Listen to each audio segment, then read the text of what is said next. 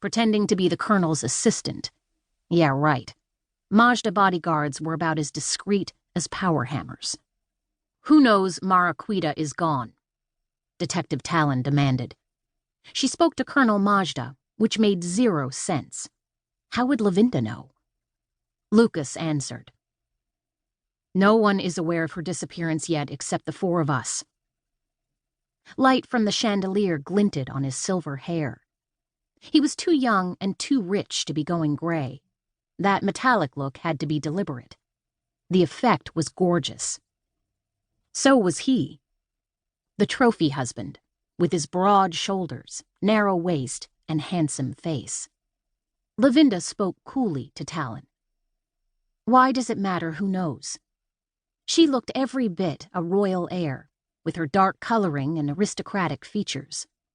The green tunic and trousers of her dress uniform were sharply pressed, and gold bars gleamed on her shoulders. Her dark eyes, high cheekbones, and smooth skin showed no trace of irregularity. I recognized her upright military carriage because I also stood that way, but only in part. I'd never exuded that sense of authority, a self-assurance so ingrained I doubted she even realized the confidence she projected. I'd always respected Lavinda, in part because she never tried to intimidate anyone. She did it anyway, to put it mildly, but it wasn't deliberate. Talon's discomfort actually seemed more with Lucas than the colonel. The detective glanced at Lucas when he spoke, then looked away quickly and talked to Lavinda instead. It could help to know. None of our searches have given any clue why his wife vanished. She might have had her own personal reasons. Ouch. That was as subtle as thwacking Lucas with a hammer. I doubted his wife had run off with another man. Why do it in the middle of this gala intended to honor her? Lucas wouldn't have asked for our help if he believed it was anything that simple, not to mention humiliating. That he'd called us here suggested he had good reason to suspect trouble. Lucas spoke with restraint, but his body had gone so tense he seemed like a band of elastic ready to snap. She didn't have a personal reason. Talon grunted, and she still wouldn't look at him. Seriously? The atavistic era was long gone, when matriarchal queens owned their men, when no woman could speak to a highborn man unless she was a member of his family. Modern culture gave men equal rights with women. In the Scolian Imperialate, a star-spanning civilization with nearly 1 trillion people, almost no one followed the ancient customs. Only a few of the most conservative noble houses, including the Majdas.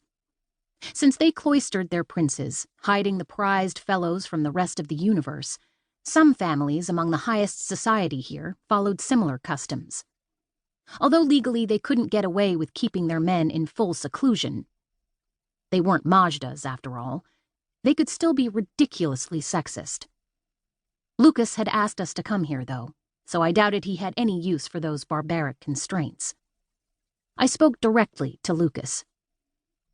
How did you discover your wife was gone? He turned to me, his shoulders coming down from their hunched position. Mara was about to announce the Scorpio contract with Metropoly. She intended to present the Metropoly execs with a scroll, a ceremonial parchment. She went to get it about an hour ago. When she didn't return, I looked for her.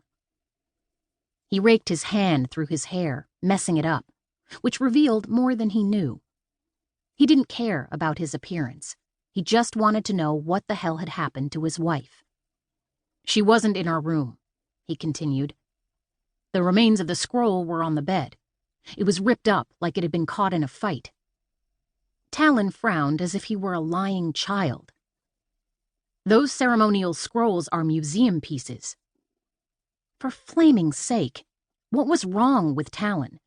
He finds the bedroom in shambles, and her only comment is about the damage to a thing? Lucas met her gaze, neither averting his eyes nor stepping back. What's your point? He looked ready to explode. I spoke quickly, before Talon could cram her foot farther down her throat. Your wife went to a lot of trouble for this gala. It must be quite an achievement, what she arranged on Metropoly. He took a deep